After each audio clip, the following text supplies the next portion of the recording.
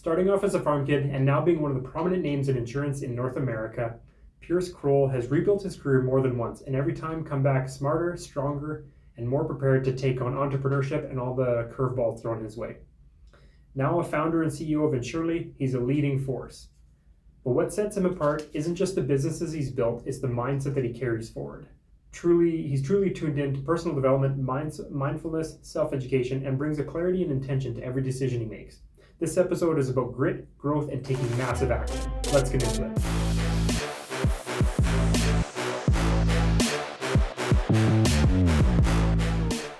Today I want to welcome a very special guy. A guy beside me here, definitely not one to shy away from taking massive action, not shy from getting uncomfortable. He's a company founder, CEO, successful business owner multiple times over. He's a father, husband, and to me, he's a cousin, friend, and mentor. My pleasure to welcome Pierce Krol. So welcome, Pierce. Thanks for having me. Yeah. I'm excited to be here today. Good. So today, to give a little bit of insight into what the goal is here today, I was just chatting with Pierce, and realistically, the goal is to give a kind of an authentic, reflective insight into our conversations. We have lunch a lot at Tito's, so really just kind of offer some insight into what those conversations look like at Tito's.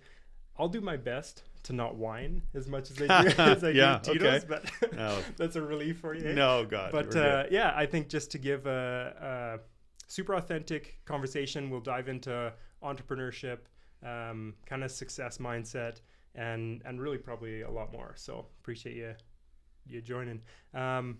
Do you want to jump right into it? Yeah, no, I'm excited to be here. I want to first say I think this podcast room is pretty sweet. So you did an amazing job. I think it's I'm excited to be here. This is fun. Let's thank you. Let's have some fun. Yeah, let's do it. Okay, so you rolled up in a McLaren today. I did. Yeah, I was watching for you. So I guess my first spiel would have been like you always have like cool cars. You got a great family. You go on sweet vacations. Was it always like that? Maybe not. Yeah, the McLaren, I mean, that's kind of an interesting standpoint. I love that thing and I hate that thing all in the same day a lot. But today it's a beautiful day out and I knew we were doing this. I was really excited. And it's one of those days, get a haircut. Those are the best days and drive a nice car. So no, it's a lot of fun. The McLaren is awesome. I've had a few other cars prior to, and I think what's really cool about this car is just kind of the feeling that you kind of get going through it. And it was one of those. I've got a story, which again, kind of jump in anywhere you want. But the car is less about the car than it is kind of about the journey. And one thing that I noticed about the car, probably a lot like you, and maybe even a lot the listeners out there, I must have watched, I don't know, thousands of hours of YouTubes of cars and various cars and what it would feel like and all these things. And eventually one day I became fortunate enough where I met some goals and some financial goals, and I thought, hey, I'm gonna get this car. So I went out and I went to a dealership and I researched and I picked this car out. And it was one previous to this. It was a Porsche GT3 RS. It was called, and it was beautiful. It was bright. It was called lava orange, which I call obnoxious orange. But I had this thing. I delivered to my house and fascinated, and they loaded this thing off this trailer in my yard. I jumped in, started this thing up, and I went for a drive down the road, just thinking that fireworks are going to go off and it's going to be magical. And 15 minutes into the drive, I was like, so this is what I wasted all those hours on, hey? So it was special, but it wasn't as big as I hoped for, but it was still cool. The journey's still awesome. So that's a great story. And like, so I've always tried to emulate a lot of things that you do in my own world. And I think one where me and another realtor in our office a couple years ago had very similar. Like you set the goals, and if you hit the goal, you want a reward, and it's kind of building that into your brain. Yeah. And I did something similar with a side-by-side. Right. And I had it for, I guess we rode it for like a couple months of the summer, and then it was like a calendar year. And by that point in time, it was just sitting in the bush, kind of rotting away. And it just wasn't that exciting anymore. The exciting part was like achieving the goal, or like having that as the benchmark, achieving the goal, and then buying it. Probably the most fun I had with it was probably, I guess, similar, maybe, I guess, a different scale than a Porsche, but is like the drive from the dealership home with it on the trailer. Oh, for sure. Like I was on top of the world. So that's a great story. And realistically, it was a while ago you took me for a ride in the McLaren. I was just like having one of those days where I wasn't feeling anything, And sometimes it takes that bit of bit of motivation, right? And it's really cool where you can kind of have something to look for, right? Or else you kind of get lost in a bit of the mundane. So I just wanted to add, because I think it's something that I learned early on. Well, actually not early enough, but I had a mentor coach tell me one time, because I was struggling to in the moments of we'll even call it success. You know, some of these small wins, wasn't often celebrating. And she said, like, why are you always moving the goalpost on yourself? You're your own worst enemy. Yeah. And I'm not saying celebrate, you need to go buy yourself something really ridiculous, but it was even just that thought of nothing's good enough and just keep on going and living for tomorrow. And I mean, I don't know if the right advice for listeners is go crazy and blow everything you've got on something fancy. That I don't think that's the message, but the message was kind of appreciate what you've done along the way, because you might not get a chance to celebrate it. And if you don't celebrate the small wins, then you're really doing yourself a disservice. So I thought that was kind of a cool lesson. And that's something that I try to live by more now. And I enjoy working hard, and I do enjoy nice things. And a lot of that, I mean, it's definitely trending to a different direction. I like doing more experiences with my family, and a lot of fun trips, like you mentioned. But yeah, celebrating those wins has been pretty crucial, I think, for me moving forward. But well, it's a great point too, and it's cool to hear you say that I think you mentioned it was your coach, and I referenced to kind of see you as a mentor, and we've talked about that a little bit in the past, and so that, again, same thing, like, and that's moving the goalpost thing is something you've helped me with as well, which is good. But again, a reiteration on what Pierce is saying, as far as like, it doesn't have to be a Porsche or a McLaren or a side-by-side. One that really stands out for me is a pair of white Crocs, right? Like, it's just like a silly thing, but I wanted white Crocs. Okay. Right? As one would, yeah. Yeah.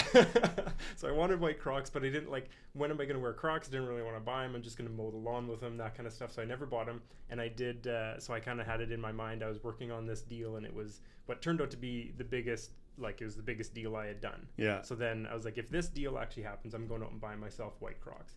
And those white Crocs, or like I still see them, and I think about the feeling I got when I closed this really big deal. Oh, cool. So it doesn't have to be like, it could be, I know there's another guy in our office that does, typically on possession days, he'll just go get himself a coffee. He typically doesn't go to Starbucks or McDonald's for coffee, but if he on possession day, he'll make a point of like just trying to wire the brain, and he'll make sure he stops for a decent coffee. So it's great. I like that. I've never owned a pair of Crocs, and maybe if we would have done this podcast a little earlier in life, I could have saved a little bit of money. I don't think cars necessary. Maybe it's just Crocs. There you go. And a coffee. Next time you sell a business, go get yourself some Crocs. Exactly. That'll be the first thing I buy is white Crocs. Absolutely. There you go. So I guess it hasn't, I guess it hasn't always been McLarens and holidays. So is, I guess, the question. Oh, of course not. Okay. So where did it start? Like, give me the roots. Jeez. How far back you want to go? You tell me. Okay. Yeah. I think part of this story, I'm a big believer in, kind of those timelines or the butterfly effect, and everything happens for a reason. And so I don't think I'd be doing enough justice if I didn't go far enough back. My upbringing had a lot to do with it. And I grew up, as you know, on a family farm, much like yourself.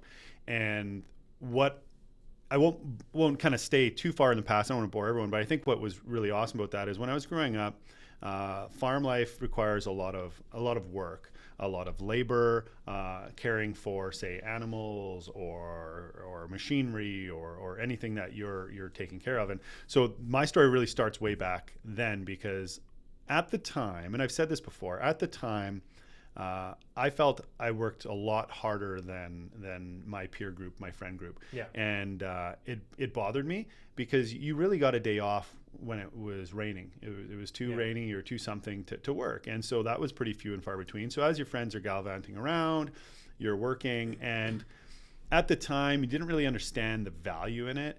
And so to fast forward, once I graduated and I ended up moving away from the farm to pursue some of these various businesses that materialized, getting your one of the first jobs, I worked at a tire shop, actually, and then I worked on a service rig. And those were both short stints, because I wasn't a fan of either. But kind of fast forwarding to my first role, which was in life insurance, the hours were 9 to 4 or 9 to 4:30, and that felt like part-time. Yeah. I was used to working much harder than that on weekends and every day of the week. So what really was cool about that, which I guess, you know, we've had conversations before of like, how do you translate that into, say, my children who are very fortunate? I want to give them that same work ethic, without necessarily inflicting too much trauma on them along the way. But that work ethic really translated, because I felt like you could come in and go, gee, everyone's working 9 to 4. Like I can work a little bit harder than that. And then there's a big difference between 9 to 5 money and 7 to 7 money. Yeah. Meaning work a little bit longer, a little bit earlier. It's a double-edged sword too. You can jeopardize family time and your health and things like that to burn the story at both ends. But really, that's the making of the story was kind of that baseline work ethic piece, because I've said it time and time again. I don't claim to be the smartest guy in the world, and really I don't know everything. I probably don't know half as much as you. But one thing that I kind of used was that work ethic. Yeah. So work ethic at physical labor as an example, or work ethic at a craft, work ethic at learning something new. And I found that kind of be a big pillar of my foundation to even road to success. Like even some days I don't feel that successfully. There's loads of successful people out there, but it was really that road to kind of finding your path. And I think it started at a very early age, and I was fortunate looking back now. Yeah. Well, you hit the nail on the head, because my next question, I won't even really dig into it, would be was about work ethic, because that's something that I've always noticed about you, and you the 7 to 7. The 7 to 7 money, I think is what you call it, is something that we've talked about in the past, which, you know, and also, I don't think you know this yet, but like this episode is called From Farmer to Founder. Oh, fun. Right? So it's like exactly what we're looking for there, is to kind of give people some insight into, okay, where did this start from? It wasn't like you woke up one morning and your dad dropped a McLaren in your driveway. Right? No, like God, no. That's not what it was. Yeah. So yeah, and I totally agree. And we were very close, close. I guess we were close. Yeah. But we were also close in like proximity. Yeah. Like we grew up, farms were close together and stuff like that. So we kind of had that insight into one another, and we kind of seen how that farm life was and stuff like that. So, but yeah, and you always had the ability to work hard, and you know, you have those goals and aspirations. I remember even in high school you had nice trucks, right? Like it was just something that you worked hard, and you worked for what you have. So so then I guess if we get into you kind of referenced after high school, you start a tire shop, service rig, and then get into life insurance. Again, was that like immediate success? Or I guess I'll frame the question a different way.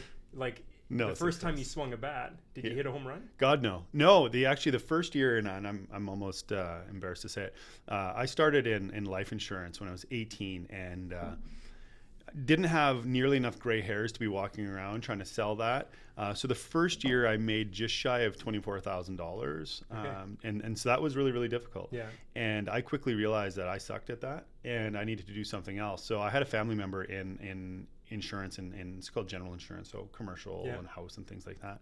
And so I applied for a job there saying, hey, I'm in insurance, I'd like to be in this insurance. And they were brutally honest with me. They said, absolutely, we'll bring you on. It's kind of a salary plus commission. It's sink or swim, so it's up to you. And being naive at that time, I said, sure, well, hell, I can give this a go. And that was difficult as well, but it was something I worked at for quite a few years. I can't remember the year anymore. This is going to be like 2005 or something like that, 2005, when I got into general insurance the first time. And that was really eye-opening. That was a lot of fun though. And I found my passion for business there, because I got to, part of my role in that sink or swim was meeting with business owners and talking about the programs that they had and the different insurance levels for their business and set a risk. And so my learning curve was really, really steep. And I enjoyed it though. And I got to speak with all these different business owners, and I got to know the nuances of their business. So anything from what we'll call even retail property to transportation companies to manufacturing companies. And so I've got to really fulfill this dream that I didn't know I had about learning about business. And so that's kind of how my career started. And that was really great. And one day I woke up going, man, I am really, really good at this. And my ego was in full force. And so I thought, you know what the hell, how hard could it be? I'll just start my own. Yeah. And so I ended up quitting that company I was with in 2012. Walked in, gave my notice, and got walked out. My boss was kind of an old school guy. He wasn't super friendly, and that's an understatement. And so what ended up happening, walked me out, said, "You're going to regret this, you're going to fail," and all these things that really hurt my feelings, but I used it as ammunition. Again, I'm so thankful for it because of how it worked. And that afternoon went to my house. I didn't have an office yet. I had and I just started cold calling from my kitchen table saying, "I'm Pierce, and I'm calling on behalf of," it was called McLean and Shaw at the time. I had a partner out of Edmonton that kind of stood up a company for me, more like a franchise agreement. They had some shares, and just got to work. And and I did that for the next, we'll call it 8 years. And it was quite a journey. It was amazing, actually. Unreal. So I didn't know really much of that. Okay. That's super cool to hear. And I think it's really good to reference I don't know if you want to call it a failure, but if you talk about your first year in, like, would you call your first year in life insurance a failure? Yeah, totally. I would call it a failure, but I think what you learn, like, again, I go back to that. I like to use the word timelines or for butterfly effect for those that have seen that movie. Without that hard year, if it was easy, I might still be doing that. God knows what my life would look like. It'd probably be fantastic. Yeah. But the one thing I've learned is to take these failures and a lot of the negative and really reframe it, because it's teaching you something. We've had this conversation before. Totally. I think it's fantastic to fail. It's better. And I think it was kind of a trick question because I wanted you to say it was a failure. Okay. Right? So the whole point there is to kind of say, like, yes, it was a failure. I've had years where I've failed, right? I've had things where I failed at, and I think that's the biggest, and if we talk about in other episodes, we talked about the fail forward mentality, right? And you probably know the Starbucks CEO founder. Do you know the guy's name? Howard Schultz. Yes, Howard Schultz, and Sylvester Stallone. I referenced, like, all these people that have accomplished these massive things that have failed numerous times, right? So I think that's one thing where just there's, in that situation, the failure is probably a lot of what dictated the success that came after. Yeah, right? for sure, 100%. It's you open up. I'm actually going through a really good book that was recommended to me, Joe Dispenza. Becoming Supernatural, I believe it is. So and I was just I think it was this morning. It was the chapter was talking about failing at something, losing something, and opening up energy for something to grow. Right. So it's there's a lot of that I think is important to recognize, that failure is definitely not something to be scared of. It's definitely something to, in another episode I said, kind of gamify it and see how many times you can fail without, obviously you don't want to just like be reckless and lose your house, but because every time you fail you kind of open the window to something else, right? So super cool. I think it's great. Like, I'm not wishing the audience to go through a pile of trauma, but no, of course. if you can kind of look at that trauma and try to find out what you're learning from it, and it may not even be immediate. You might want to hold on to something, but the one thing that I've learned, and some of it has been through the likes of Dispenza, is just not reliving that past, reliving that moment, that narrative. You're wronged, the day, the trauma, the hurt. It's about learning from it. And one example that I was told one time that really resonated with me was, if you're driving in traffic and someone cuts you off, you have a couple options. You can either flip them off, swear at them, and let them ruin their day, and just let it really boil over. Or in that same moment, you go, oh, they must be in a rush. I hope they get where they're going. Yeah. And you have 2 different days. And so that's kind of a really light way of doing it. But same thing with the trauma. A lot more work. I get it. I don't have an expertise there. But I do know if you were to dwell on, the past and how you made 24 grand and you never got to, go hang with your friends, and your friends were all doing these things. They had these, trucks and skidoos and all these fun things. It's like, looking back, fast forward 20 years, I quite appreciate that trauma. In the moment, a little more difficult. You're kind of scraping by, borrowing money, eating popcorn for dinner. But it was, the trauma actually pays dividends over the long run. But yeah, for sure. Okay. So tell me about McLean Shaw. So where we got to now, we're kind of teetering on switching over to mindfulness journey. So let's get into McLean and Shaw, and then we'll do a little bit of sidebar, get back to Joe Dispenza, because that's a really interesting conversation now. Yeah, absolutely. Yeah, I mean, I'm sure your listeners are on the edge of their seats to know a little bit about my life, right? So to make this about me, what ended up happening was I started this company in 2012, and I had a couple of great partners, and the agreement always was, I told them, I'm like, I don't want a boss, and you don't need a make work project. But unfortunately, I don't have a ton of money, and it's you need a little bit more firepower to start an insurance brokerage off the ground. So we ended up partnering. They had a couple of shares, minority shares. I had majority shares, and the deal was I was going to buy them out. And so they loaned me, I think it was $120,000 now. That was in 2012 to get going, operating costs, et cetera, et cetera. And what ended up happening was, again, bring that same worth ethic, that same mentality, that manifestation that you can do anything, and quickly moved from my kitchen table to a grungy office, to a less grungy office, to a less grungy office, to fast forward. I ended up buying my partners out, and we rebranded it to the name Elevate, and then we built a really nice building on resources that I was quite proud of, and thought we were going to be there forever. We were in that for about 5 months before you sold it for us, and because I ended up selling my company. So along the way, it was McLean & Shaw. We bought a few various books of business, bought a chunk of a company called Aon locally, and then rebranded it. And then I was fortunate enough to sell it to a national consolidator. And that was really, really difficult.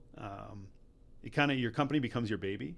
And so as the signs coming off the building you built, it was difficult, but it was the right move for me. And I had a lot of other ideas, and I had passion projects already being developed. So it was the right move. But I mean, I just skimmed over, when did I say? I was licensed 2005 for the first time, and that was 2020 when it was sold. So that eight-year period of the McLean & Shaw to Elevate was hard work, massive growth, stress, like ungodly stress. Had my heart restarted a few times.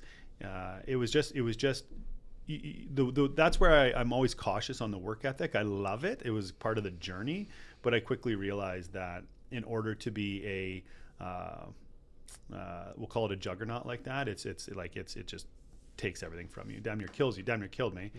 Which was just part of the journey, but.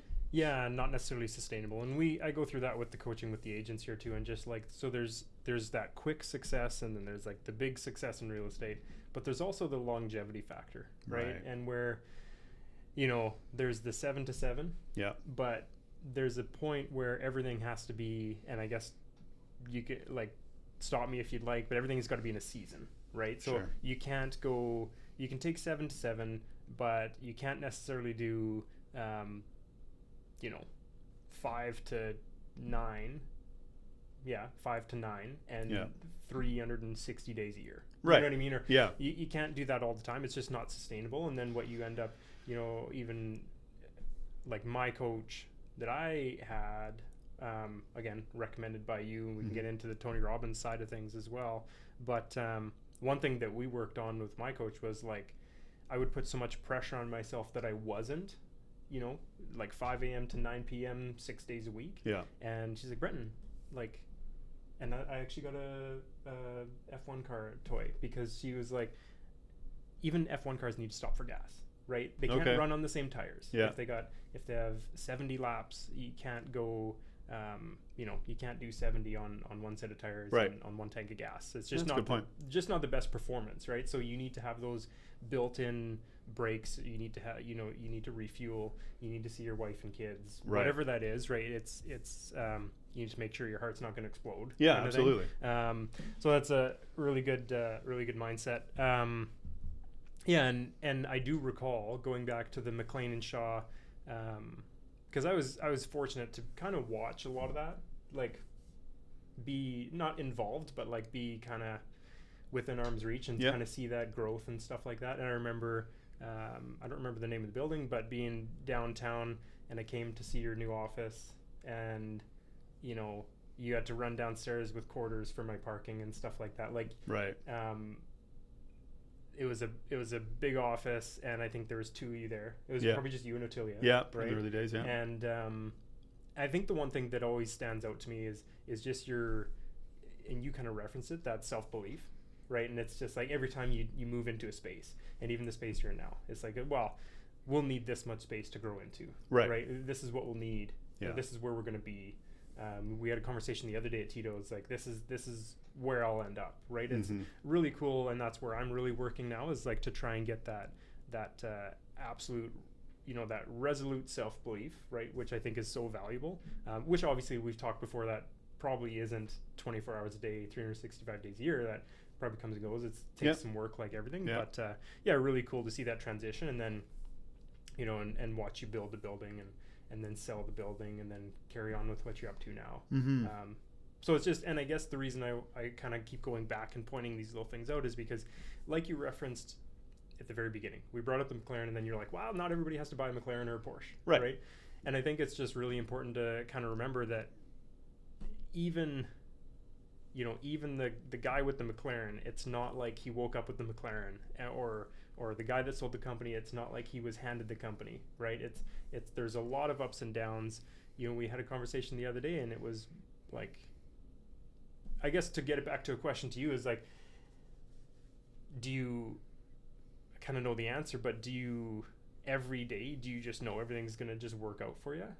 As much as you might say you do. Well, no, I don't think the day's going to work out. The day's going to be challenging. Every day I know it's going to be one of two things. It's going to be incredibly fulfilling or incredibly fulfilling and challenging. Right. And, but I don't ever lose sight of the goal. Yeah. And I think that's been quite unique for me, actually, is just, I know the why. I know what I want to do. I know why I want to do it. I just got to figure out the how. Yeah. And I think that's what's really, really unique. Like some of the past, for sure. I'd be lying if I sat here and said it was super easy. And the truth is, I've been fortunate. I got lucky a few times, and I'm incredibly talented. So, with a little bit of modesty in there, like, you do have to work hard. You have to be good at your craft. Yeah. And I've been very fortunate to find something that aligns with me. Yeah. But the moving forward piece, like every day, there's been challenges this week. There's challenges this morning. Yeah. And I use there's a principle, Ray Dalio, it's just he has in one of his investing books, but it's just another one of those things again, meaning everything's already happened. So someone calls in sick, someone quits, a competitor does this, the competitor does that, just another one of those. And so we just figure out how to problem solve in our companies and personal life, whatever challenges come our way. And I really find that value. And actually, I want to share a story, a really, really cool story that happened to me. This was a couple years now ago, and I might have even shared it to you. But what I think is fascinating, because when we were talking about hard work, I often tell you, or not tell you, that's the wrong. We often have a conversation about what was once hard can become easy. Kind of like the gym, right? Lifting weights. You probably put up 80 pounds in dumbbells, and that's super easy for you. Then you move on to 90s, and for the listeners that can see the arms. But what I guess, I'll stop you right there. So this story, I think I released either this morning or yesterday on another episode. Okay. So when you called me out and I said I didn't know if I could do something, you're like, well, yeah. What do you lifting? And that whole story of what do you lift in the gym? And then you got to a point where it got to something I couldn't lift. Right. And then you're like, and you can never do that? I was like, well, I guess I kind of know how I could. Yeah. And it's just one of those moments where you're just like, yeah, you just get right after me and maybe knock me down exactly where I need to be. Maybe pick up the heavier weight and get uncomfortable. Yeah. Hey?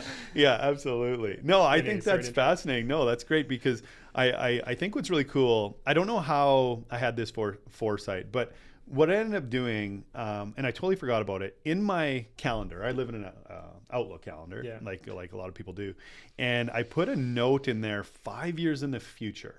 And so this note popped up. I was having a really hard day, and I was actually, I think I was having a health issue at the time too, with some of the stuff and the stress. And so this was a couple years ago. And so this note popped up, and it said anniversary. And so this was a Sunday, and it said anniversary on Tuesday. And I'm like, I know enough to know that that's not my anniversary. Yeah. I am not always perfect on the day, but I'm closer than this. Yeah. And so I pulled up this note, and what I forgot is I wrote myself a note 5 years earlier to pop up and talk about divine timing, divine intervention, whatever you want to call it, everything happening for a reason. Yeah. This note basically said anniversary, and it said 5 years ago today, you were sitting at Tokyo Ichiban, which is a sushi restaurant, with Leanne. Your mother-in-law is watching your first child, and you're really stressed out because you're going to buy your partners out at McLean Shaw, and you need, I can't remember the exact number, but you need $350,000. You were so stressed. It's so hard. I just want you to know I'm proud of you for whatever happens, and I hope it all worked out for you. Yeah. And so I read that 5 years later. Still kind of gives me tingles. Oh, I got goosebumps. It's wild. It was so wild because I was looking there, I'm going, okay. And at this time when I read this, I'm like, holy shit. In that time, well, I've had another child. Yeah. I did buy out those partners.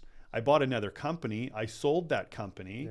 Yeah. So much happened in that 5 years. And I laughed because I said, 350 grand, like that's a lot of money, but I would give anything for that problem today. Yeah. Because that's just we're so beyond that point now. But what was really cool was like, that was everything. Like so much so that I decided to write myself a note because I didn't know if I was going to make it. Yeah. And 5 years, it was comical. Yeah. And so, in true fashion, I did another 5-7 years. There's a note somewhere in my calendar. I don't know when it's going to pop up, but basically it said, hey, this is where you're at. Your challenge is X, and I love you, and I hope it works out for you. Yeah, that's unreal. It's really fun. I love that. I'm gonna have to do that. That's a super cool story. Reminds me of like even, and we talked about the manifestation and stuff like that in the past. But like I think Mel Robbins had an episode where she goes through and she drew a picture of her. Maybe it wasn't her, but she drew a picture of her cottage. Yeah. Right? And she kind of stuffed it somewhere and kind of forgot about it, and then 10 years later, when they're unpacking at their new cottage in the mountains, she opens up this picture and it's like identical. It's got the same porch on the front. It's got the same big oak in the yard or whatever. So lots of stories like that. So what's that? Is that a fluke? What is that? No, you tell me. No, you tell me. It's your show. No, I mean, I'm just learning all this, but it's the resolution that you believe that it's going to happen and put that energy out in the universe and trust that. I'm still getting into it. I totally believe that. Yeah, and trust that it's just... So I told myself we weren't going to get into this very far, and we will circle back to business and all that kind of good stuff. But in listening to the Joe Dispenza book right now, I'm watching a biography on YouTube, What the Bleep Do We Know? I don't know if you ever heard of it. No. So Joe Dispenza is in there, and it's just all about energy and matter and quantum physics and all that kind of stuff. Yeah, all these stuff. So what would be one part of that like the resolution to just believe that happens? Because I think that's where I struggle sometimes, is I still have that self-doubt, and we always talk about that, where I can say, like, we'll go back to cars. I recently picked, and it's all happening at the same time with the cars for me, and that's why I brought up the McLaren. So had a bad day, you took me for a drive in the McLaren, and now it feels like cars keep popping up, right? So now I've kind of had, like, in my mind, that's where I'm going, and not that I need a car collection, but I just, like, for me, I want to be able to have a car, right? So having that, it's pick the car, using AI, built the car that I want, it's the screensaver on my phone, all this kind of stuff. But I'm still in the point, and maybe this is too vulnerable or honest, but I'm still in the point where I just have such a hard time seeing it. You know what I mean? Like, I can see it, I can picture it, I go through the processes, and I close my eyes and I try and feel the engine. I try and walk into my garage and I can see it on the lift, but then there's always like that, I get bounced back to that monkey brain really quick. You know what I mean?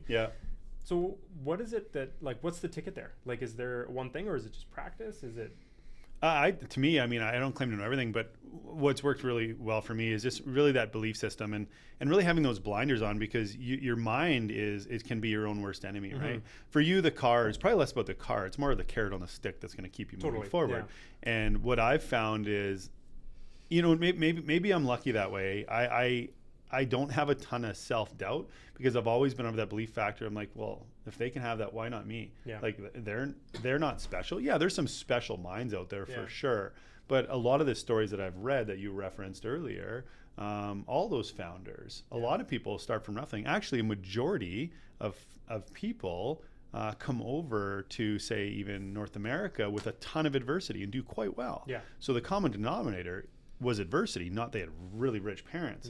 So to me, there's always that belief in doing better and striving to do better, not giving up on yourself. But for me, I'm a huge believer in belief and manifestation, and I think that plays such a big role, because once you can, to me, visualize something in your mind, I think it becomes a reality. Joe Dispenza is interesting. I really like his work.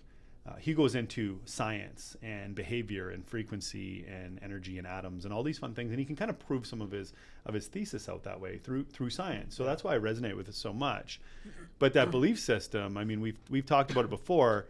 To me, if you were to close your eyes, be quiet, stay in the moment, and really picture, feel, smell, touch what that experience feels like, to me, that's real, and that's how you attract that. Yeah. And I'm not saying you sit here and I'm going to win the lottery. I'm going to win the lottery. I think it's that car, that experience, that feeling, that success, and then you draw that to you in this feeling like it's already happened. And for me, that makes it a lot easier to go out and continue on the journey, because I know I'm not going to walk out of here and it's going to just rain experiences from the sky. But I do know if I put in my effort and I know what I'm working towards, and I'll draw that to you. Like I've said that to quite a few people. There really isn't anything that I've dreamt about that hasn't happened, which is a really odd statement. Seems almost egotistical, but we're talking about some of the experiences and that's what we're looking and for, the small successes, and so it to me it works quite well. And I'm always a big believer in, whether you think you can or you can't, you're 100% right. Yeah. So, and you know what? I said something the other day to somebody else just in passing. And again, it's a lot of what I say and what I share to people is just stuff. And that's, so the whole podcast, that's where it kind of came from, is like, I've learned stuff from my coach, from Pierce, from people, from YouTube, and I just trying to have an avenue to share it out there. And so one thing that I said the other day was, when you've challenged me a number of times, and you kind of like, what makes you so special, Brenton? Right. Which is a statement that, like, I guess before I move on. I know, and interject. I say, what makes you so special that you don't think you can accomplish that? Right. So that's what I mean. Say. Yeah, totally. And it's really good to bring that background. Like, why not you, right? And it's really just that self-belief of, comparing yourself to all these, or not comparing, but matching yourself up to all these people that accomplish all these things. It's not like, it's not like there's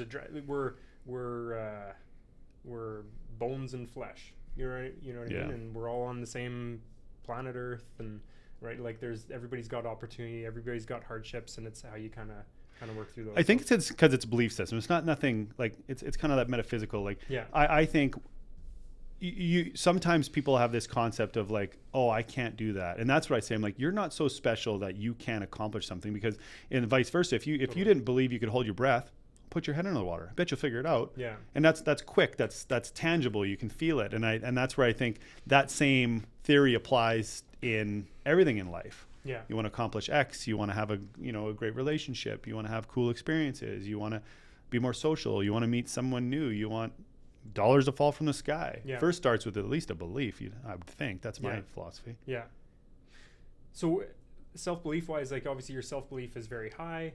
Is that something that literally that's just the way you've always been, or is that something that you've put work into? Oh, tons of work. Okay. Tons of work. I had the opposite belief when we first started out. Just a kind of a dumb farm kid, right? Yeah. I knew a lot about hard work and a little bit about machinery, but I didn't know anything I knew about now. Right. And as you can attest, owning a business is difficult. Selling a product or making revenue is one aspect, and then you got to deal with the government and how to pay taxes and do this, and someone's sick and God knows what's going to happen. And so none of that so you kind of learn. But no, I mean, the hurdles, and I've tripped so many times. I don't even keep score. But the reality was I just had to find tools along the way that kind of helped me get through that. And I think that's kind of maybe would be the claim to fame, was just not giving up on the educational piece. Right. Yeah. And again, something that we've talked about in the past is just, the best hitter in the MLB, right? Yeah. What's the batting average? It's like .33. It's not 1,000, whatever, right? Yeah, it's not. You're not hitting home runs every time. You're not even getting on base every time, right? It's about a third of the time you get on base, right? So I mean, and that's, it's the work you have to put in, the consistency, and the fact that you get knocked down from time to time, and keep on moving forward and stuff. Well, what I like about that, there's a book called The Science of Hitting, and it really essentially says that. But the best thing about life or business or a skill or whatever you're trying to do, fitness, you can stand at the plate all goddamn day. No one's making you swing. And if you do, you're not going to strike out. You don't have 3 strikes and you're out in business. Strike out 10 times, 12 times, 15. It doesn't really matter. Yeah. Just keep striking out till you hit you get that base hit or that home run or whatever it is. Like, what do you got to lose, really? Yeah, totally. So, and what drew you to, like, all this knowledge that you've kind of come into, obviously reading and stuff like that. Yeah. Like, just the education side of it, you read a lot. You have a mindfulness journey. You kind of have that practice in your life. So what drew you to that, or was it like one day you decided, I'm just going to change the way I think about everything, or was it like over time it's just like, add this and then that feels good, then add that, and then that worked, and then just kind of grow on that? Yeah, I mean, I think it's fueled by desperation, first and foremost. I've always had an interest in the mind and like mind control techniques and things like that from an early age. I thought it was just fascinating. Yeah. And what it ended up developing and was kind of my own style of mind control. But it was, again, it goes to that belief. And I've stumbled across so many amazing books. And that's where, again, I'm just this believer in divine intervention and timelines. And not that I think it happens for everyone, these synchronicities, just what you do with them. So like the Tony Robbins I knew of, I heard of him. I've listened to a couple of books. The World's Greatest Salesman was like an OG Mandino, used to be books that were really popular 40, 50 years ago. I've seen some of those and kind of read pages here and there, but just kind of had that kind of foundation. And then life got a little bit tougher. And when I left, it's like, I can start my own business. How hard could this be? Incredibly hard, it turns out. And so a couple of pages in the book weren't quite cutting it. So ended up finding more books and more education. And I'm a big fan of the Tony Robbins. I mean, the community is awesome, but it was more that self-belief, because that's what he's all about. He's not a life coach or a cheerleader. He goes in there and goes, same thing we're doing here. Yeah. Why not you? Yeah. Life's tough. Dig in. Cry a bit. Yeah. Feel it, move on, do something, find your skills. And so, that to me, so to answer the question again, it was just, it's flat out desperation. I don't think it's any different than anyone else. I didn't fluke out and have the right 10 books at the right time. It was just keep moving, keep zigzagging down the map. Yeah. Yeah. And, referencing Tony Robbins, that you were on me, but in not like when you want somebody to do something, you don't necessarily say this, like, I probably really wanted you to, just because of my personality, I would have wanted you to say like, you have to go to Tony Robbins. Right. You know what I mean? Yeah. And that's not what you do, because you kind of know where, like, how I would respond to that. I would have went and then I wouldn't have been ready. Sure. Right. So, but we got to a point, or I got to a point where I think you and I both knew that there would be tremendous value in me going to an event like that. So I joined you for you Unleashed Power Within in Dallas a couple years ago, 2 years ago. A couple years now. Yeah. And I would say life-changing event. Right. So, really? Yeah, for sure. Like, just open your eyes to kind of totally different perspectives on myself, on life, on the world, everything like that. It's a practice that I work on every day, but at the end of the day, it's the desperation of getting to a point where something needs to change. Yeah. Right. And then that's, then all of a sudden something can change. Right. But if you don't have that failure, like we talked about, if you don't have that event, if you don't, if you don't get pissed off and quit your job at McLean and Shaw, then you don't take that next. Quit job, start McLean and Shaw. Yeah, and then go start McLean and Shaw. And if you're not just desperate at that kitchen table, you're not going to call 40, 50 people a day, whatever you would do in that situation. Yeah, that's what I believe. So just really, really cool stuff. So I guess in the interest of getting back to, I feel like we're cheating between that mindfulness journey and business, but in the interest of like following that timeline. So let's go back to McLean Shaw, Elevate, building sale, emotional. Now here we are, like, I don't actually know, but realistically, after Elevate, you were purchased by another company that you mentioned earlier. You had the opportunity to kind of continue on with a job. Right? Probably a pretty darn good job, right? Very stable. Super secure, good earnings, good life. You could sit down at a boardroom table and kind of, you could have, if you decided that's what you wanted. Sounds terrible, doesn't it? I don't know, not for everybody. So knowing that you have that entrepreneurial spirit, what was the deciding factor? Like, why did you continue? Because like we talked about multiple times, like buying, starting, building a company, being a business owner, whether it's big or small, whether you have 2 employees or 200 employees, it's brutal, right? Not every day is perfect. Not every day is going to be just butterflies and rainbows. But why? Why'd you do that to yourself? I asked myself that question a lot. I go, I should have just stopped. But it really is that. It's so cliche, right? The second time around's easier. The second million's easier. But when I sold that company, I already had this other company starting, which was still in the insurance space. It was more of a digital play, and kind of building and building out the software.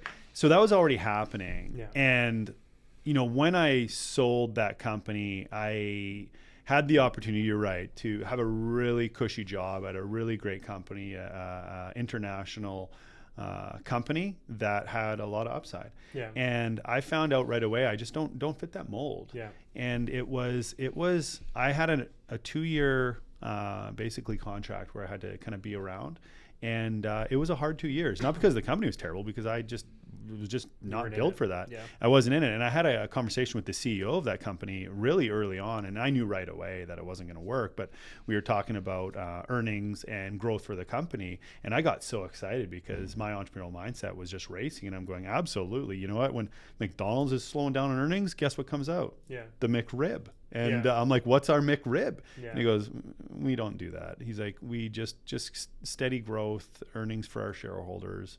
Yeah. And I all I wanted was him to go, you know what, here's $1 million in a R&D department, be my guest. I would have been happier than hell. Yeah. And but you just don't get that in not every big corporation, I should say, at least in my experience. So right away I had this other company. I was like, you know what, let's just do the Elon Musk thing and pile the money into a new venture and hope for the best. And that was really the course. It was an easy decision. The 2 years of being there was like, I want to claw my eyes out just because I wasn't built for that. But the story is very much accurate. I just wanted to do something, get my thrills, build, and then I guess experience the pain all over again. So here we are. You're addicted to it. Yeah, I love it. Insurely. Yeah. So that's company. That's company now. So what makes Insurely, like from my standpoint, you look at the Insurely website, you change the way the public can look at insurance, change the way people can buy insurance. Yep. It's, you've referenced me multiple times, and I use Insurely for my stuff. It's good. It's the Disneyland of insurance, right? Did you read that off the website? Well, I might have heard it somewhere. But hold on, should I look at the camera and do a plug? Yeah, no, it's. We'll put the link. We'll put the website. No. Yeah, well, I mean, what do you want to know about it? Because it's been such a Disneyland fascinating journey. I guess what makes it, I think when you think about just cool companies, right? If you think about Google, everybody's seen pictures of the Google offices, the Apple offices, all that kind of stuff. Disneyland is the happiest place on earth, right? Whether they're happy or not, you walk in that place and it's just, you can't help but assume 100%. that everybody's just having the best day of their life. Yeah.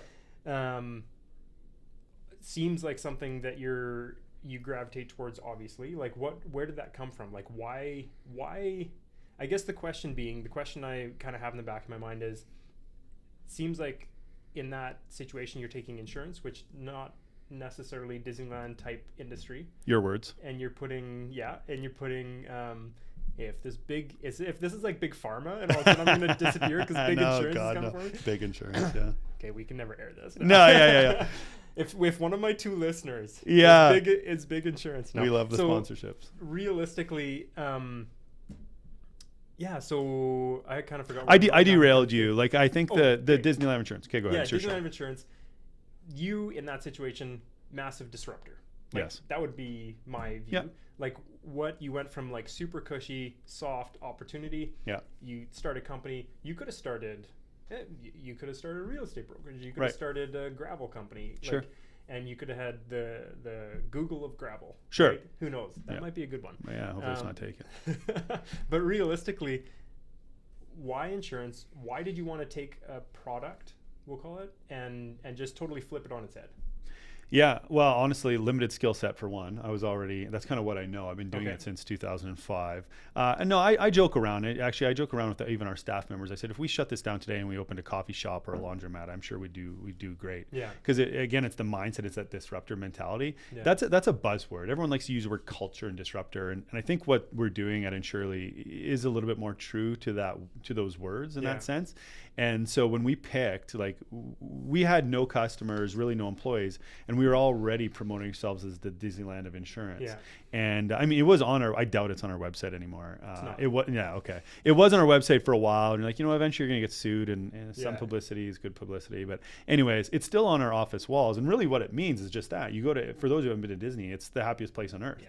And then you take our industry, which isn't sexy at all, and it's quite the opposite. If you were to poll, I'm not going to swear on your podcast because you know where this is going, but if you were to poll 100 people and say what would they think about insurance, you wouldn't be able to air the episode. No one likes it. Everyone hates it. The Yeah. reason they hate it is one, it's ridiculous. The policy is written in a different language. Yeah. You have to have it. The price goes up every year. You call them, you can't get an answer, and someone's probably trying to fax you something. When's the last time you've blown the dust off the fax? And so when we started Insurely, and this was in 2019, the company right away was a software play. And the reason being is we had this beautiful building, very nice entryway. We had those polished concrete floors and that tobacco colored leather couch and that beautiful reception area. And there was always people sitting there on their lunch hour. So they'd come in from 12 to 1 to try to get something done. Well, nothing happens that fast in insurance. Yeah. So we always had these people on the couch. And so my office was on the second floor. They kind of overlooked that area. And I would sit there every day and I would see 3 or 4 people on their couch, and they'd come in, and it takes 2 or 3 days to get this insurance done. It was just a miserable experience. We tried to make it as fun as possible, but overall it was miserable. So I just basically threw a bomb at my own company at that point and said, this is ridiculous. Yeah. I mean, as I'm skipping my lunch, and any present I need came from Amazon, and my lunch came from Skip or Uber Eats or whoever it was. And but yet you gotta somehow sit in front of a complete stranger and probably fax something and sign something with a real pen. Yeah. It seemed really counterintuitive. And so right there, we're like, you know what? Some people are doing some cool things in Europe.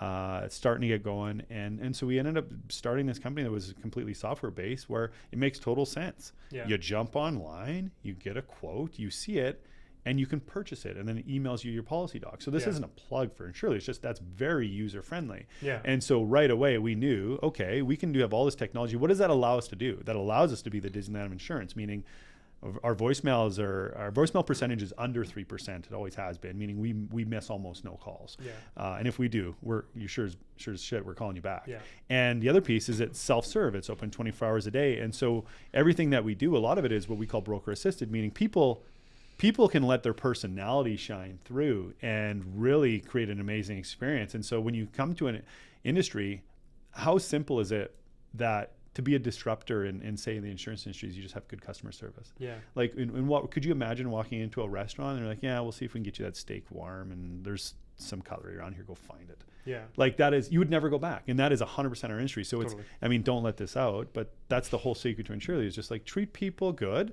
And that should be any business, man. I walk into a business and if someone's not cheery, I just get so discouraged. Yeah. And your transaction is no different. I like dealing with you. You're a good guy. You're a happy guy. We have a good, but if you walk into a coffee shop and they they're potentially going to spit in your coffee, you're not going to go back. Yeah. And so that was really the premise of it. I mean, I'm super passionate about it. So no, totally. But it's so simple. It hurts, right? Like just do a good job. Yeah.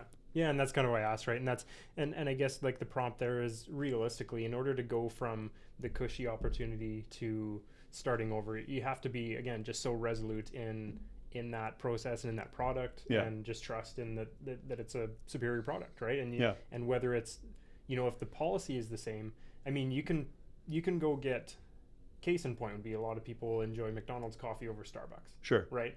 But there's a very different interaction you have when you go to Starbucks over McDonald's, right? So it's just, are you willing to pay $6 for a coffee when you could go get one for $1 at any given, dollar drink days at McDonald's? Yeah. But, like, a lot of people are still going to go to Starbucks, but it makes you feel good, right? Totally. Like you, feeling. Yeah, and it's the marketing, and like I've got this crazy, and I mean, everything I say is repurposed. So like I don't steal everything, but I copy a lot. And one of the things that I've copied from Tony Robbins was, it's not the best business that wins, it's the best marketed business, and I believe in that, because that's the Starbucks. It's the marketing, it's the feeling, it's the scent, it's the everything, it's the ritual, and we're no different. It's like, put us against someone else, we've got better marketing. I think we've got a superior product, and you just push forward. And I think every business could be the same. Like the world's best wings sign outside the restaurant, doubt they got that award. There's a lot of restaurants in the world, but it's marketing, and I think it's so important. Yeah, totally. I was in a meeting yesterday, and there was this guy driving through Calgary, and he said, I was driving through Calgary and I seen 6 signs, and 6 different signs for 6 different realtors, and they all said Calgary's best realtor. And it's like, what is that? Like, who's giving these away? Exactly. But it's marketing, right? So we were rated the #1 digital insurance brokerage. Awesome. We put that on a billboard one time, and then in tiny little writing we put, by my mom, just to be fun. So same thing. Yeah, I mean, you can make up an award, but like, I mean, if you ask my mom, we're probably the best company. Yeah, so there you go. It checks out. Very cool. Well, I think we're gonna we'll drop a link, and if, I would highly recommend people check it out, because it's in preparation for this and in true form, like I've used Insurely for a while, and I mean, one story that's really cool would be I've been on Insurely's website, kind of poking around, Yeah. getting a quote or whatever, and close it out, didn't finish my quote, and then I got a phone call. And a text and an email. Probably. Yeah, very cool. And like somebody's like, "Hey, Brenton, do you want to hand with this?" And Yeah. so very cool experience to go through a digital platform and then get that reaction. But we'll drop the link and stuff like that in the show notes and whatnot, so people can try it out for themselves. It's an amazing product. Congratulations. Thank you. It's awesome. Yeah. It's as far as being a disruptor in an industry that needed it, it's right there. So well, I appreciate it. It doesn't need to be an infomercial about us, but I appreciate it. And I had a question for you, and I was hoping you could answer it because listening to the podcast, really proud of you. You speak so well, so eloquently, and it's been fun to listen to. So my question being like, super jealous, love the room. I think it's great.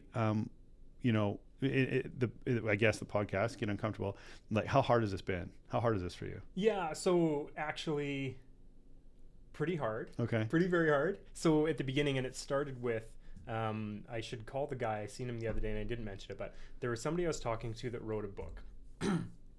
Actually, it was John McLean. So I don't know if John McLean is going to listen to this. He wrote a series of kids books, and I was spending some time with him at some board meetings, and we were kind of going through his book. We ordered his kids book for our kids and stuff like that. I just thought that was really cool, right? So going back, I guess, to give some context to why I'm bringing this up, when we were at Tony Robbins together, I had the feeling, kind of the feeling in my gut, the burning in my belly kind of thing, that I wanted to do something just totally different, right?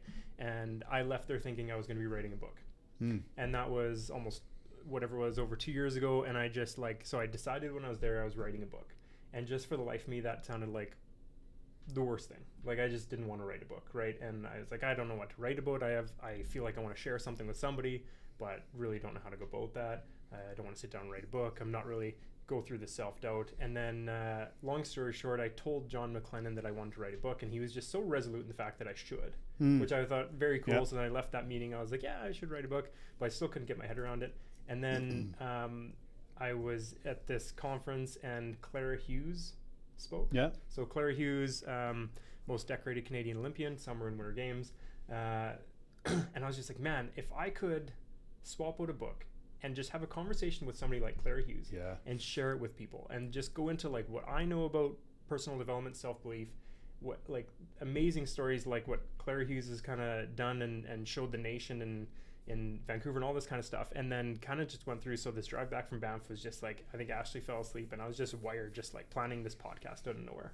So the planning phase was really fun, right? You get this idea, you probably had similar with your companies in the past, you get this rush, you're like, oh, I'm going to do this and it's going to be sweet, and then I'm going to have this like this brand, and I'm going to do this thing, and then all of a sudden you get into it and you start doing it, and that's when it gets tough. You know what I mean? So I ordered the stuff, I ordered the lights, I got the wrong lights. I ordered the mics, I got the wrong mics. I set up the office, didn't really work, right? The first podcast I recorded, I forgot to hit record on the thing, right? So all that stuff was really tough. And then the discomfort avenue was like, the discomfort part is it sucks to feel rejected, right? And for me, like, just putting something out there, it's a lot easier than... it's a lot easier to just not, and where you said like go swing in life, you don't have 3 strikes, you can take as many strikes as you want. So just reminding myself that, you know, realistically, go take a couple swings and just do something for me, do something exciting, kind of share what I want. Depending on where it goes, it doesn't really matter. It's more just like something that I wanted to do for me to prove that I could, right? What was the question? No, I think that answers the question. I was really kind of baiting you into you kind of pretending how you're special and can't do something, but then here we are doing something. Like you said, there's a challenge with the mics and the lights, and so that was just my facetious way of just getting you to admit that you're doing something uncomfortable, because you should. It's hard, and having fun doing it. Yeah, I appreciate it. And then it gets... So now that we've kind of got into a lot of different stuff, just want to get into, kind of wrap it up. Really appreciate your time, but want to wrap it up with kind of some rapid fire questions. So we talked a lot about entrepreneurship.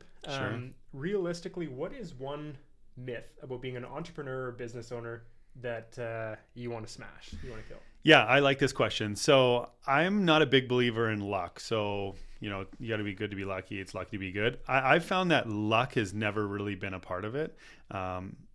Down the road, when everything's easy, everyone looks at you and goes, oh, your life's so lucky. luck has nothing to do with it. It was hard work, intellect, and resilience. And so I want to smash that. You need to be lucky. Create your own luck. Get out there. Do the things you're supposed to do, and you'll find that luck has very, very little to do with it from a majority. So I'd like to crush the lucky piece. Yeah, totally. And it's one of those things where realistically everybody thinks that, you know, it's the guy that has the success right away. It just happens right away, and we all know that that's not necessarily how that goes. Yeah, right? for sure. Okay, so what book, podcast, or resource has shaped your thinking recently? Okay, recently. So one book that comes to mind quickly is Shoe Dog by Phil Knight. I don't know if you've read it. Yeah, it's phenomenal. It was one of those books where, spoiler alert if you haven't read it, but it kind of shapes the entire Nike story. Before it was Nike, it was called Blue Ribbon, and some of the challenges. And the funny part about that was when I finished the book, I was actually in tears. Because of the journey, and my wife, she's like, you know, what the hell's going on? And I'm like, it's just so moving. Like that's how powerful I felt it. And obviously my emotions might be a little bit in the wrong spots, but Shoe Dog, loved it. Awesome. You know, and like say, so I don't know if it was you that recommended the first time or somebody else in our office did, I know. But one thing that I found with Shoe Dog that was really, really cool, again, going back to the timeline of things, is the timeline that they had. Like, do you recall when Blue Ribbon started? Was it the 60s? It had to be the 60s, if not earlier. Yeah, like okay, it was such a long story. Early 60s, and it was like, and now it's Nike now. Yeah. But I seem to recall the story goes 60s, 70s, 80s, and like the real the massive success was like 90s. Yeah, right? 90s, yeah, so early 2000s. it's not necessarily like an overnight success by any stretch. Yeah, it's so far from the truth. Yeah, very cool, very cool. Okay, so going off that, what are you reading right now? So this one's a little bit weirder. I bounce all over the place. So I kind of like the health and wellness, biohack space. I've got every gizmo and gadget you can name, and I find health kind of a hobby. And so one of the books that won't interest your readers at all, it's kind of about oxygenating your body and power of like ozone machines and things like that. Okay. So it's more about kind of getting some more oxygen in your water and in your body, and then the more oxygen your cells have, the better they thrive and strive. So it's more of a sciencey ozone book. Yeah, no like crazy personal fiction development novel stuff. Yeah, where you're making yourself better, right? Yeah, I hope so. Is Tony Robbins at UPW, like he would shake his water? Yeah, to get the bubbles. Is that like similar effect? Maybe that. I'm not sure. Like this one's a little bit more extreme, where you have ozone. I have an oxygen tank in my house, and it goes through this ozone, and it bubbles water and oil and all these other things. And so your body has the ability to absorb a little more oxygen. Cells are stronger, fights off a little bit better for immunity. If there's a doctor listening to this and you don't believe it, that's cool. But for me, it's really interesting. So I've always got some hocus pocus book or science-based thing. So that's what I'm reading right now. No, I appreciate that. And I guess the last kind of rapid fire wrap-up question, what does get uncomfortable mean to Pierce Krol? That one, to put that in my words, I guess really my entire life, if you look at it through the right lens, has been uncomfortable. And I mean that in the fact that the challenges are uncomfortable. Even some of the accolades, to be honest, are uncomfortable as well. You have the imposter syndrome. So just the entire piece to me is like pushing yourself outside that comfort zone, doing something that you wouldn't normally do, doing that extra rep, lifting that heavier weight. I think the beauty is just on the opposite side of that uncomfortable. And it really is about that hard work, because the view from the mountaintop really wouldn't be the same without that hike. Yeah. And so that's really, to me, cool. That's what uncomfortable is, just pushing the boundaries. Yeah, awesome. And I know I've said a couple times on these episodes is everything you're looking for, everything you're striving for is right on the other side of discomfort, right? So it kind of aligns with what you're saying there for sure. Very cool. I really appreciate that. Well, thank you so much. Thanks to everybody for joining in, kind of joining along for our lunch without the shawarma, as it were. But this is honestly, for those of you that are watching, for both you guys that are watching, this is pretty much what it is. When we go for lunch, we kind of lay it all out there and have some great conversations. So I always appreciate those for sure. It's an honor to kind of bring you on and share some of your viewpoints and what you've learned with some of our followers and stuff. So really, And I wish you nothing but success. This is a lot of fun, and look forward to more episodes with great guests. So thank you so much. Awesome. And we'll, like I said earlier, we'll drop Insurely's website in the show notes just for anybody who wants to check out that experience. We'll drop the Insurely Instagram on here somewhere, just for anybody who wants to connect with Pierce or the team or anything like that. Any questions? So once again, thank you very much. I appreciate your time. Thank you. Thanks, guys. See ya.